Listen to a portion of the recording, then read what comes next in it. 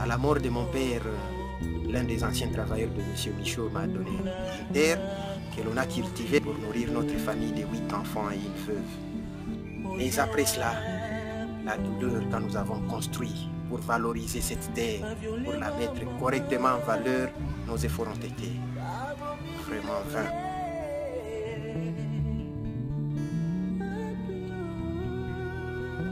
Wahanga wanasemaka aseme maumivu yakizidi umuone daktari. Hatuwezi tena yoeleza sababu inapita hata ile ya Beni, inapita hata mamasakre za Makobola, inapita ile ya Kasika, inapita na inapita wingi. Wapi ulishakaona wanabomolewa mtu nyumba wakati ya mvua? Nilianza ile nyumba na ijenga ilia peut-être 15 ans ndio nikaijaza. Sasa nitaanzia tena wapi na nitaishia wapi? Sie tulivotea baba yetu Kabila, lakini sasa tukuwazia kama atatutesa sasa hivi tunakia tunyang'anya maparsele, mashamba zetu zote kule ndio zinabaki. Bwana yetu habana kazi, hatujue tutafanya nini, tulishateseka. Kwa ile bulongo ya batate yetu, ashe tutaitika damu yetu imwangike, hatuwezi itika na shiba tonele mpaka kwa ile nivo.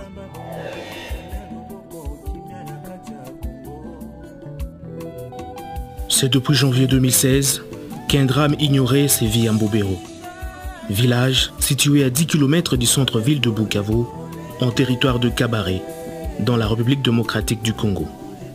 Il s'agit d'un dossier foncier qui oppose le président Joseph Kabila à la population de cette bourgade. L'acquisition d'une propriété foncière à caractère privé est créée ici à catastrophe, dirais-je, humanitaire, et au vie malheureusement et aussi de tout le monde, même de l'État qui est censé protéger ses propres citoyens et citoyennes. Parce que même pendant la guerre, la résolution 1612 du Conseil de sécurité des Nations Unies a consacré les 6 violations graves des droits de l'enfant qu'il ne faut pas commettre. Je dis bien même pendant la période de guerre, il est interdit à toute personne ou à tout groupe belligérant de s'attaquer aux écoles et aux hôpitaux. En janvier 2016, 47 maisons ont été rasées par les forces armées de la République démocratique du Congo et la police nationale congolaise sous la supervision des autorités provinciales et de l'épouse du président Kabila.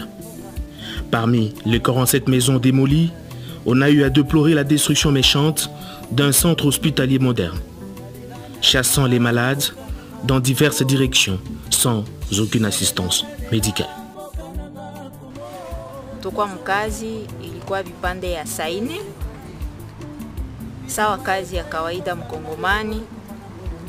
Tukaona ba polisi banapita na gari zao sawa vile kawaida. Tukaona bakuu ya nchi, viongozi wa nchi wanafika. Tukaona mama Olive Lembe, ndio mama wa kwanza wa nchi, alikuwa na gari yake na bote benyi kumsindikiza kwa kumulindia usalama. Nyuma ya kidogo tukaona magari za soda benye banavaa sa benye banakuya kuvita na vifaa yote yenye inastahili kwa kupigana vita. Tukawaza kama inawezekana kuko adui mwenye aliingia Mbobero na njo mwenye banakia kutafuta. Donc, ils ont commencé par démolir les maisons autour de moi. Et puis, subitement, je suis en salle d'ordre, je sens le courant est coupé. Parce que le couple était allumé. Ils ont coupé la ligne. Nous sommes dans l'obscurité. C'était la journée, bien sûr, du site. Voilà. Et le temps de poser la question, on nous dit non, la maison est démolie par les services sociaux. Là où on a déposé les groupes électrogènes. Et là, je comprenais que ça devenait sérieux. Et voilà, les militaires sont montés dans la cour, là où nous étions. Ils ont cassé le bâtiment en vitré qu'on avait construit pour recevoir les malades en concession externe. Ils ont cassé tous les vitres de la maison au rez-de-chaussée. Ils sont montés à l'étage pour casser toutes les portes, mais c'était extraordinaire. bagonjwa balikimbia, bakulalamika, kila moya akatafuta akimbize maisha.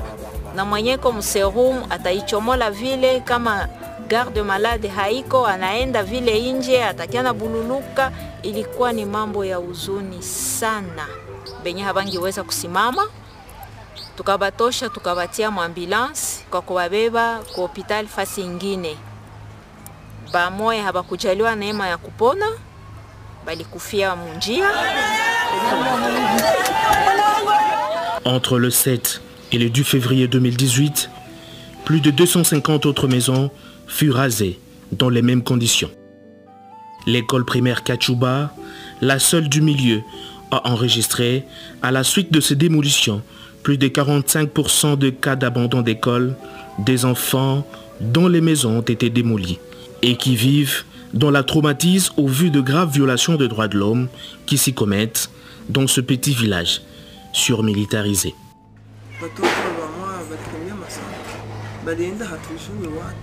Sababu hawana hata nafasi ya kulala, hawana kwenye batapata chakula, balienda na wazazi yao. Wengine biko msomo na haliko, biko dekuraje, biko traumatize, biko tu msomo, lakini hatutumaini kupata alama sawa miaka ingine. Sababu watoto biko traumatize. Batoto biko banaenda kuma parcele zao na kwanza kulilia pale pale, akwenda kumasoma, natoka kumasoma anaenda pale anaanza lia. Kama hakupita pale asubuhi, anapita pale sana toka kumasoma pale akwenda kunyumba anaanza lilia pale ku parcele hapo. Tunajiuliza tutufai wale watoto namna gani?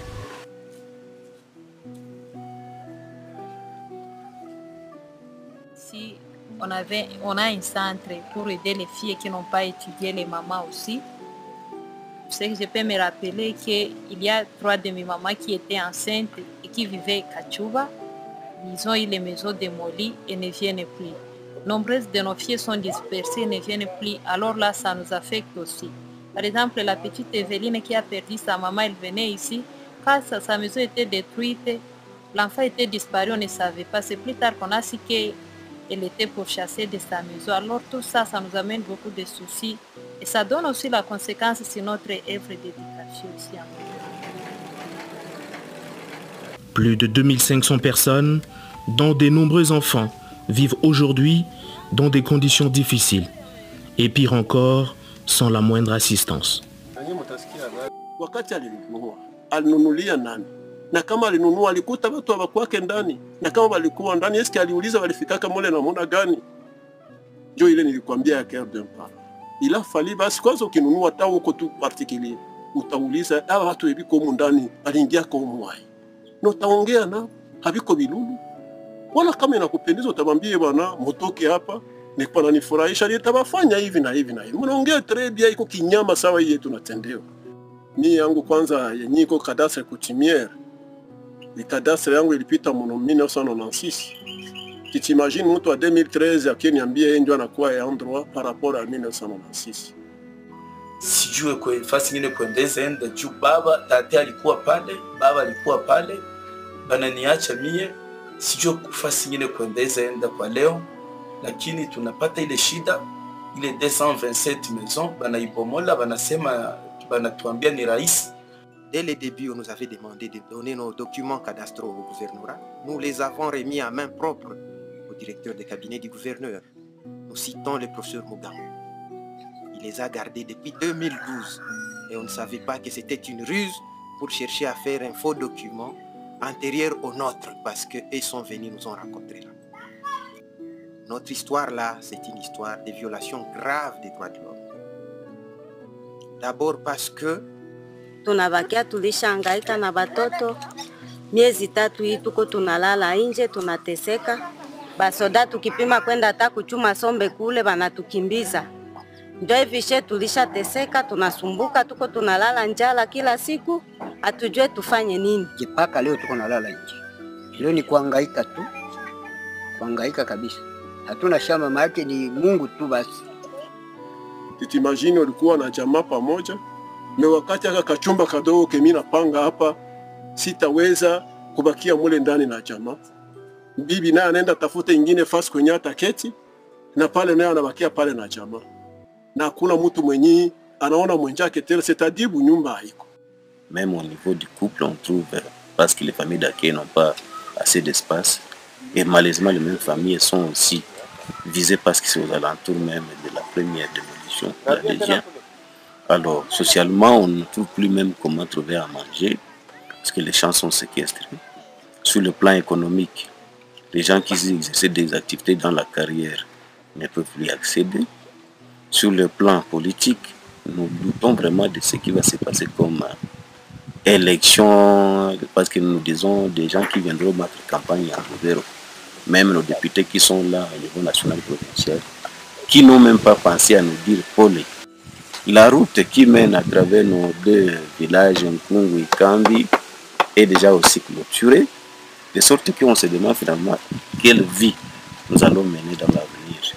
En bref, la situation nous amène à une vie nulle, une situation vraiment inhumaine. Il faut situer cet État dans une situation où on considère qu'il y a une violation grave des droits humains, parce que les services qui interviennent, même pour la démolition, sont de l'État. Qui autre, et c'est la question qu'on se pose dans ces pays, aurait la possibilité de mobiliser la garde républicaine, l'armée ordinaire, la police, les services de titres immobiliers, les cadastres et conseils, mais aussi l'office des routes et l'office des voiries et drainage.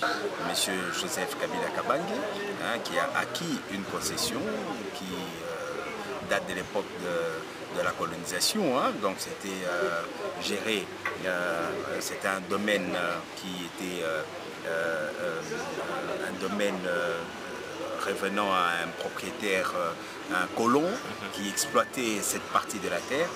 Et après, par la suite, avec la zaïanisation, nous avons un Congolais qui a acquis la terre et qui finalement l'a revendue au chef de l'État. Monsieur Mihigo, dont la famille aurait cédé de droit à Monsieur Kabila, a acquis cette parcelle à travers les mesures de zaïrianisation.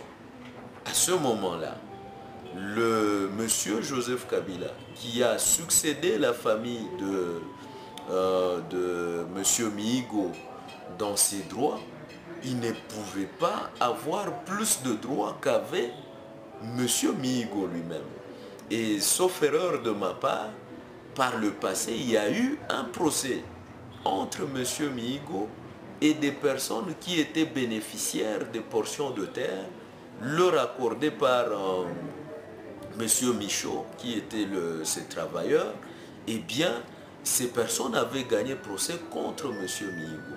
Et donc, monsieur Mihigo ne pouvait plus céder plus de droits que lui-même n'en avait. Ça, c'est de un. De deux, est-il que des informations à notre possession, monsieur Kabila aurait acheté auprès de la veuve Mihigo. Là encore, il se pose un problème de droit. Puisqu'en effet, je dois le rappeler ici, lorsqu'une personne décède, on dit que sa succession est ouverte. En principe, on recourt à l'organisation de la succession afin de désigner un liquidateur qui aura à répondre de tous les héritiers.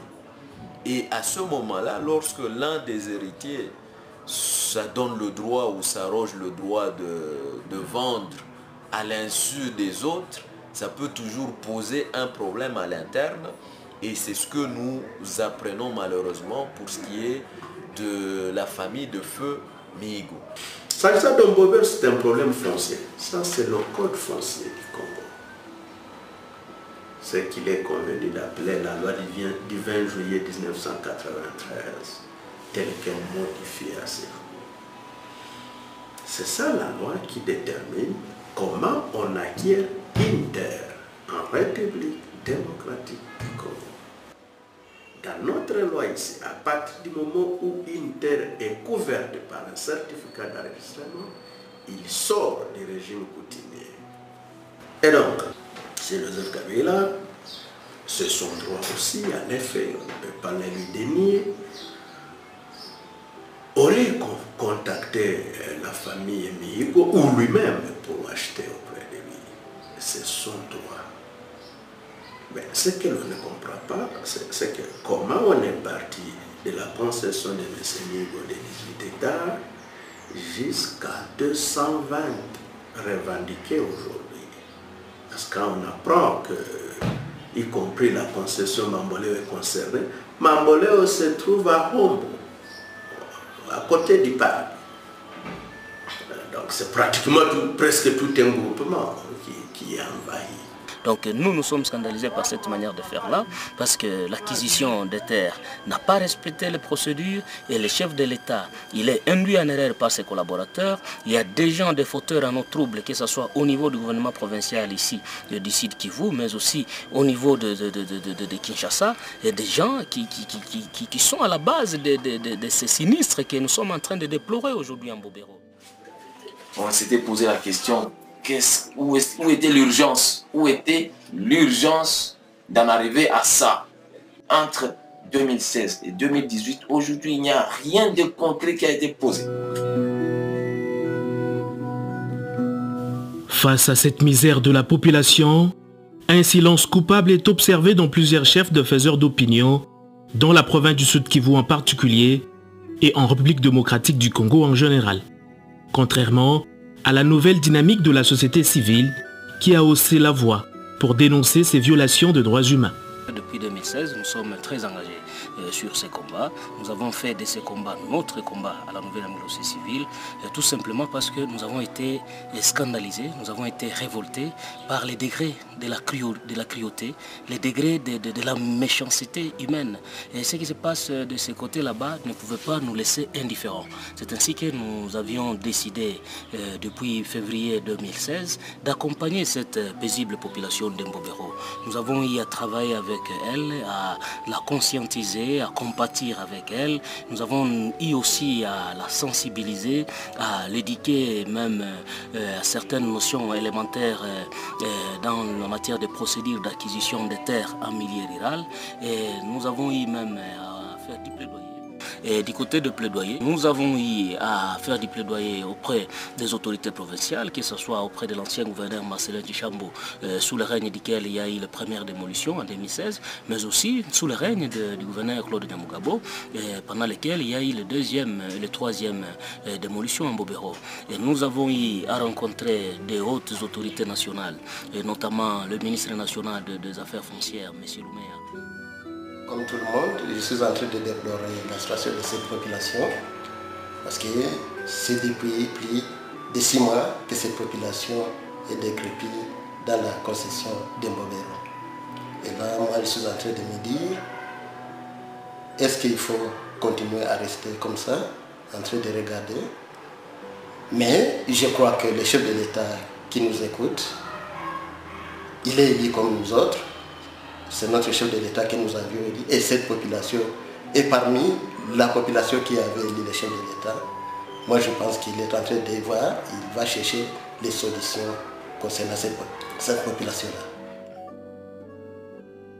Même le collège Sainte-Anne et l'épée Kachouba seraient sous menace de démolition. Moi, je pense que cette planète que Dieu nous a donnée appartient à tous les êtres humains que nous sommes.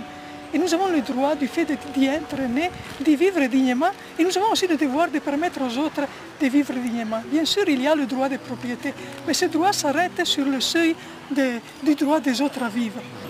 Mais c'est regrettable aussi en même temps parce que ça crée des frustrations dans les chefs de certains acteurs, des défenseurs des droits humains qui ont pris le courage pour dénoncer cet état de choses et qui se retrouvent aujourd'hui sur des situations de menaces et d'intimidation, qui sont obligés même de quitter le pays.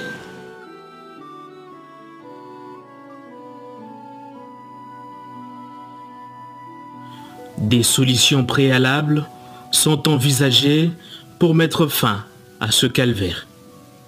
Tutalomba sasa leo wakuu wa nchi warudilie bakamate tena zamiri, baangalie ile population yenye iko nasumbuka, angelirudia tena ajulize population sasa itaenda wapi kwa sasa. Population inakawia pale, itaenda sasa wapi? Tujue inafanyika Mbobero ni genocide. Ile ni genocide inafanyika Mbobero na ni crime contre l'humanité. Hakuna maneza itolere.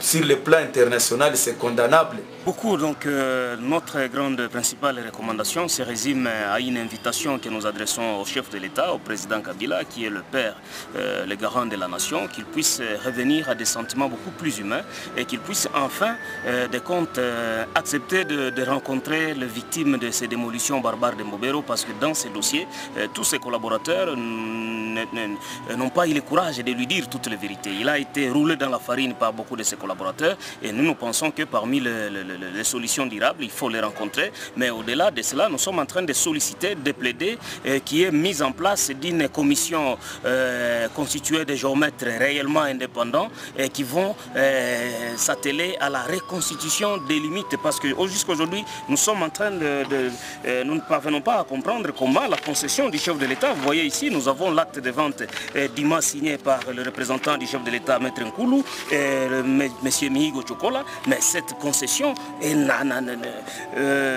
de 199 hectares. Curieusement, aujourd'hui, nous sommes très surpris, désagréablement, de constater que la concession du chef de l'État, la concession du citoyen Kabila, ne fait que s'agrandir du jour au lendemain. De 199 à peu près de 200 hectares, nous sommes aujourd'hui à plus de 600 hectares. Nous ne parvenons pas à comprendre c'est par quelle magie qu'il y a cet accroissement, cet agrandissement de cette concession.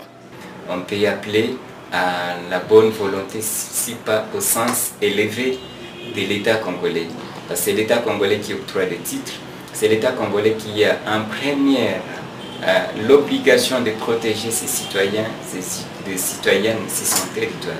Et c'est là ma contribution, avec l'espoir évidemment que celles et ceux qui ont suivi, qui sont en train de suivre de très près cette situation, vont faire en sorte que ça puisse se régler et ne pas continuer à créer une catastrophe humanitaire telle qu'on est en train d'assister à ces moments-ci.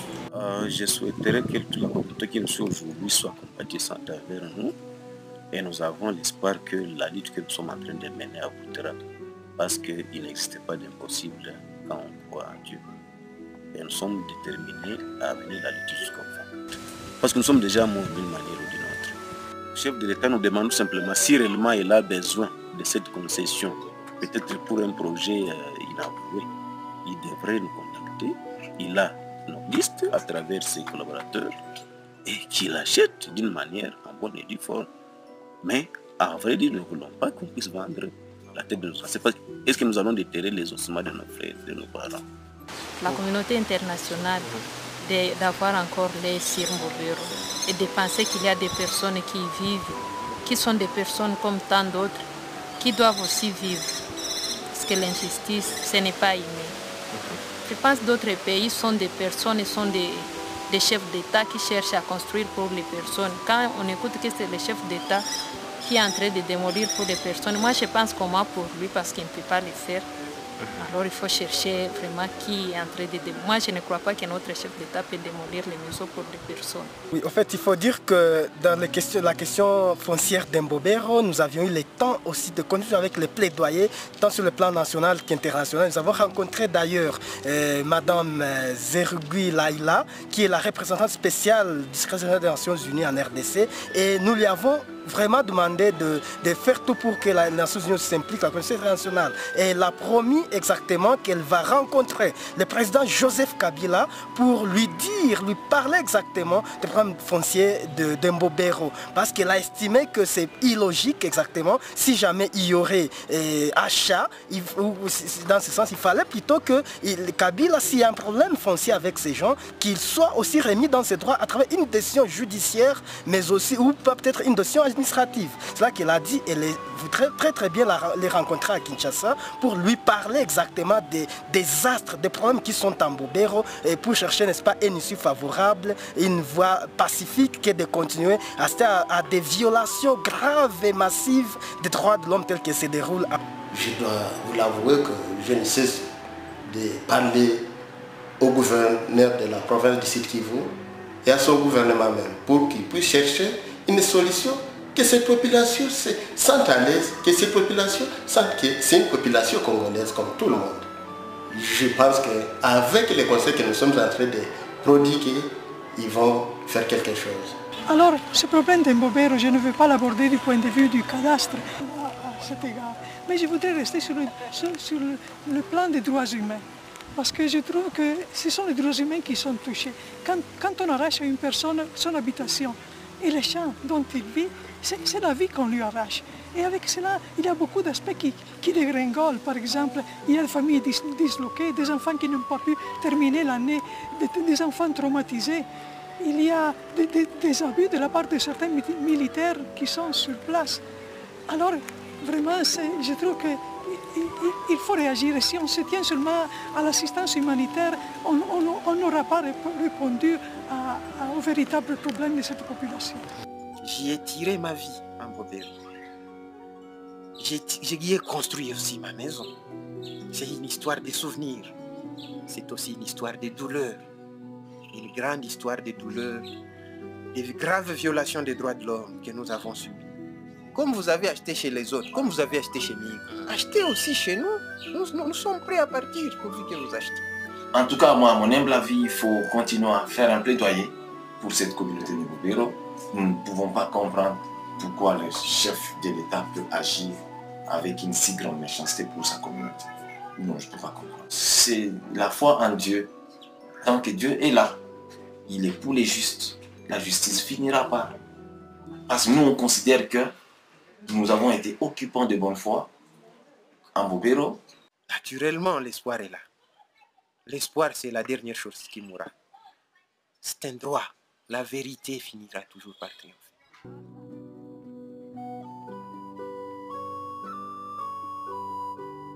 L'espoir d'être un jour remis dans leurs droits n'est pas perdu pour cette population de Mbobero.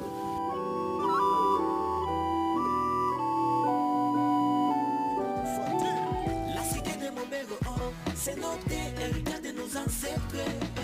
La cité de Mbobero, c'est notre, on ne peut plus la céder. Nous disons non. Il ne passe à l'autre tout en passé quoi. Non. Voyez-moi tout est tika. Non. La planissance c'est tout en toka.